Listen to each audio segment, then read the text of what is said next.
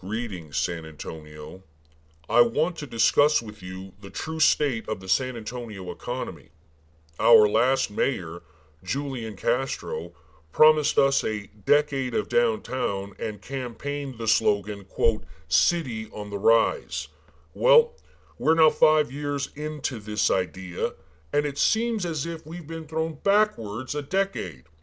Meanwhile, over the past 10 years, every major Texas city has exploded in economic growth, except San Antonio.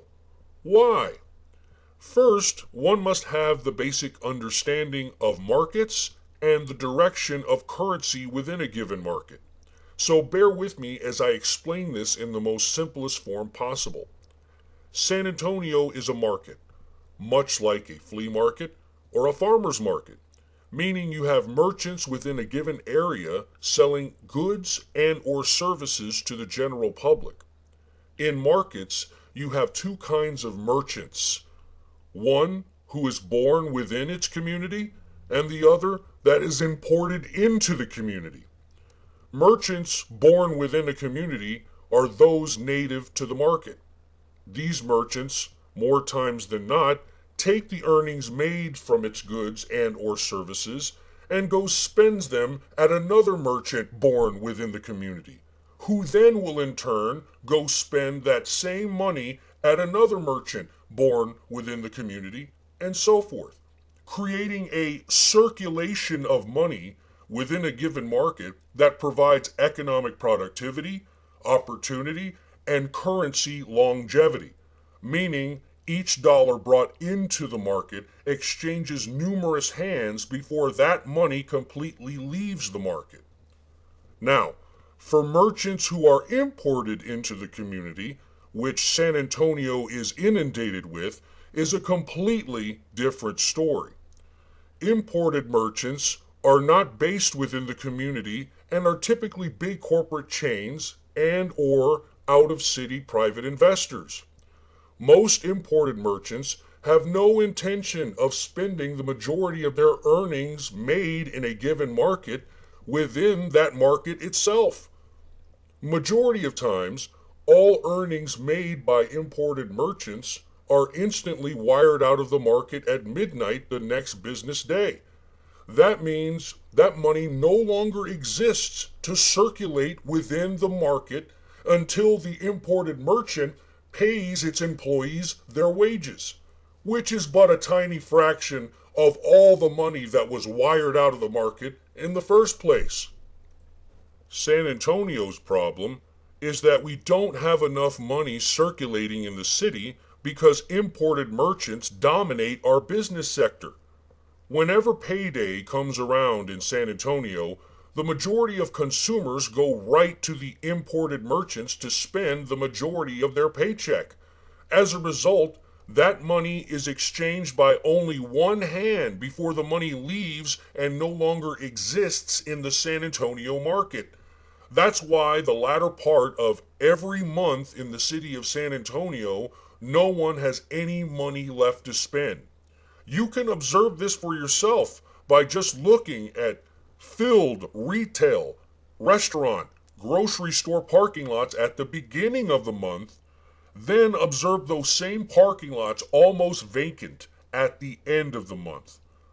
This kind of predictable economics is not typical for all other major Texas cities, for they have hundreds of millions of more dollars circulating their markets for long periods of time.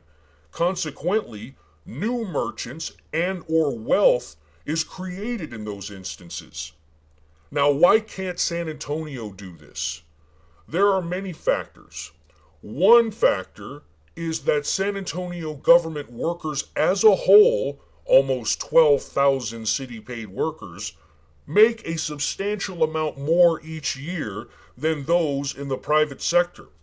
The majority of these jobs are useless, meaningless, and non-productive, for these workers have no intention of substantially progressing their incomes, productivity, and or creativity. Now, I'm not trying to say all government employees are a waste of life or anything, but the substance of their occupation is based on getting the most accolades and the highest salary for the absolute least amount of labor possible. That is a recipe for stagnation, and the proof is in the market of San Antonio itself.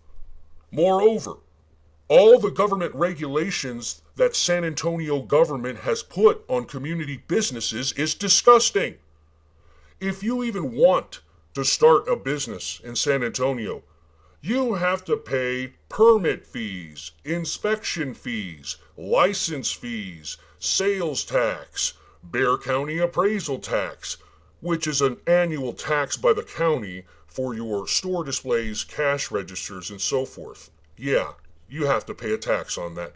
And a whole other array of different costs on a merchant before they even open up for business. But if you're a big import merchant like, I don't know, Toyota, they'll give you tax breaks, they'll give you land, and or even money to open up shop in the San Antonio market.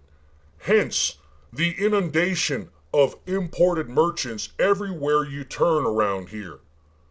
Another major factor is that San Antonio has been below mediocre for so long.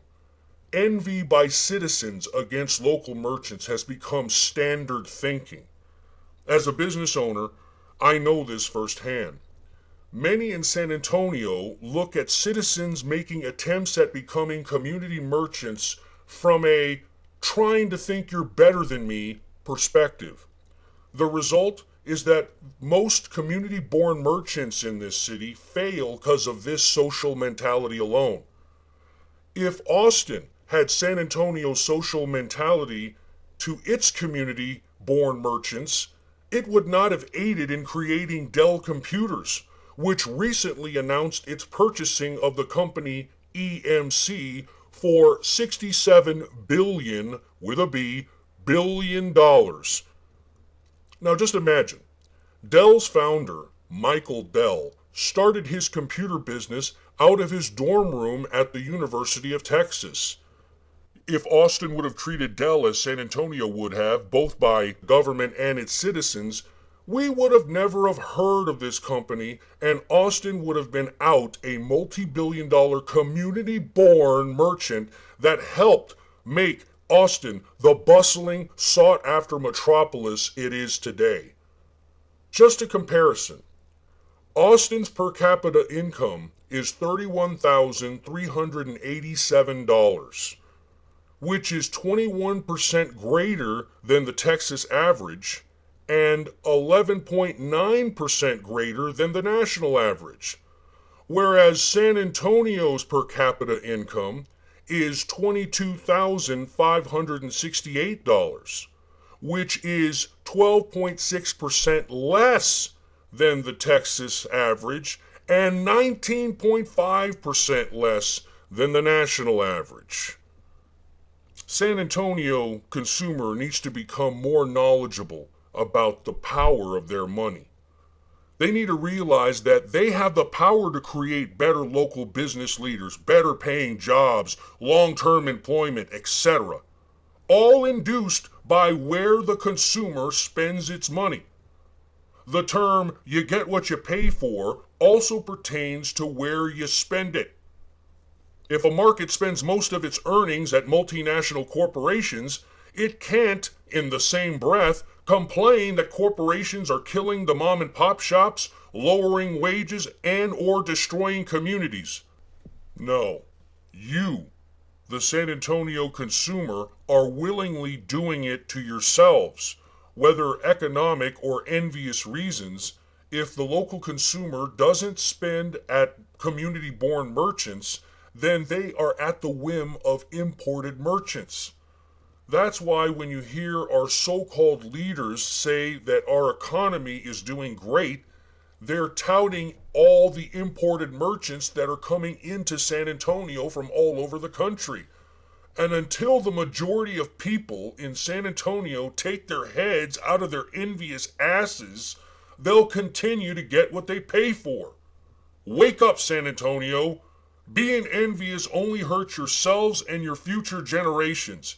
And the proof is in the city that we currently live today. Part 2 coming soon.